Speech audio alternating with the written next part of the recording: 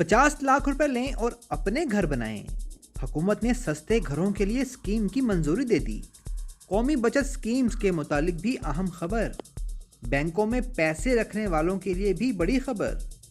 31 जुलाई से शरह सूद कितनी हो जाएगी, जानते हैं फायदे की बात 24 डिटेल पर मुकम्मल वीडियो में।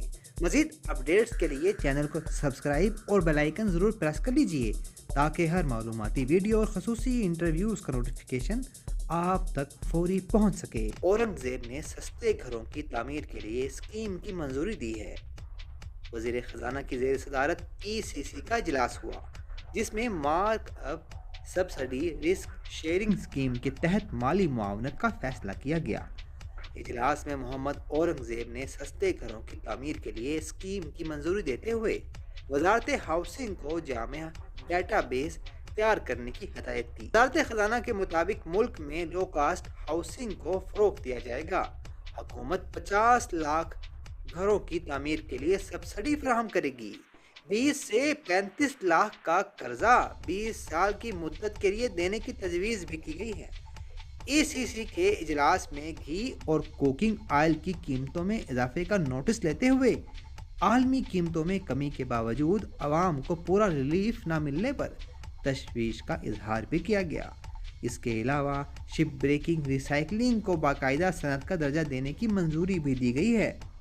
दूसरी तरफ आपको बताते चलें कि वज़ीर आला की ज़ेर सदारत खसूसी इजलास हुआ, जिसमें वज़ीर आला पंजाब ने मिसाली गांव सुथरा पंजाब और वेस्ट टू वैल्यू प्रोजेक्ट पर ब्रीफिंग दी।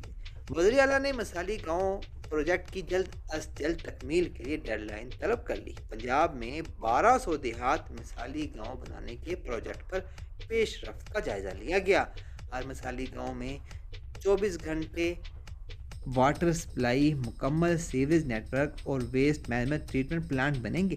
पंजाब के मिसाली गांव में पुख्ता गलियां, सड़कों की बहाली, चिल्ड्रन पार्क और शजरकारी भी होगी। मिसाली गांव में घरों पर नंबर लगाए जाएंगे और साइन बोर्ड भी नस्ब होंगे।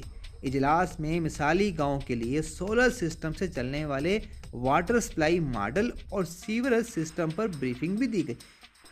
मिसाली गांव प्रोजेक्ट के तहत पायलट फेज के 130 देहात में तरक्याती मंसूबे मुकम्मल कर लिए गए हैं। मरियम नवाज शरीफ ने कहा कि मिसाली गांव प्रोजेक्ट में आवाम की ज़रूरियात को मद्देनज़र रखकर तरजीहात का तयन किया जाएगा। मिसाली गांव के तहत हर गांव को मुकम्मल तौर पर डेवलप किया जाएगा।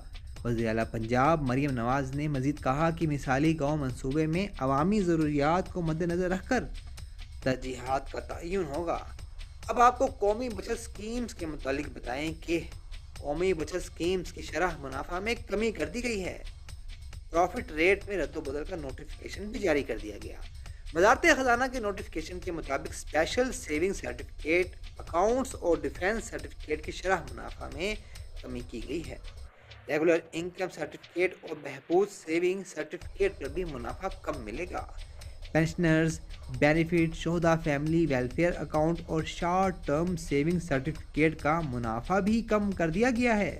सेविंग अकाउंट पर मौजूदा 9.50% शरह मुनाफा बरकरार रखा गया है। इसके अलावा इस्लामिक टर्म अकाउंट और इस्लामिक सेविंग अकाउंट पर शरह मुनाफा में इजाफा किया गया है। नए प्रॉफिट रेट का इतलाक 28 जुलाई 2025 से होगा। स्पेशल सेविंग सर्टिफिकेट और अकाउंट पर सालाना मुनाफा 10.6% से कम करके 10.4% महबूब पेंशनर्स और शोहदा फैमिलीज के लिए शरह मुनाफा 13.20% से कम करके 12.96% कर दिया गया है। डिफेंस सेविंग सर्टिफिकेट पर 9 साल का मुनाफा 162 से कम करके 161% कर दिया गया है। 10वें साल शरह मुनाफा 204% की बजाय 200% मिलेगा। याद रहे कि इससे कबल 2 जुलाई को ये खबर आई थी कि हुकूमत ने कौमी बचत स्कीम पर शरह मुनाफा में मजीद कमी की है। महकमा कौमी बचत के मुताबिक डिफेंस सेविंग सर्टिफिकेट्स पर मुनाफा की शरह 15 बेसिस पॉइंट्स कम करके 11.91% से 11.76% की गई थी। स्पेशल सेविंग सर्टिफिकेट्स पर मुनाफा की शरह में 30 बेसिस की नुमाया कमी की गई थी। اسپیشل سیونگ سرٹیفکیٹس پر منافع کی شرح 10.90% سے گھٹ کر 10.6% پر آ گئی تھی۔ اسلامک سیونگ اکاؤنٹ میں منافع کی شرح 59 بیسس پوائنٹس کم کر کے موجودہ شرح کو 9.75% کر دیا گیا تھا۔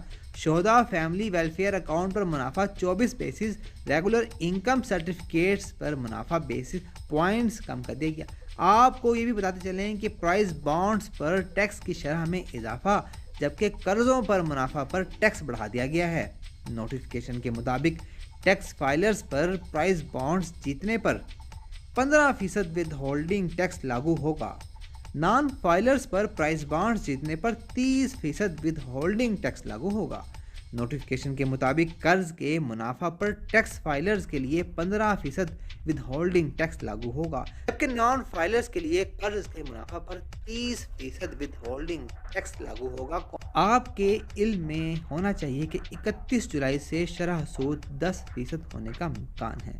مالیاتی پالیسی کمیٹی کا اجلاس بدھ کو منعقد ہوگا۔ شرح سود 31 جولائی سے 10.5 سے 10% ہونے کا امکان ہے۔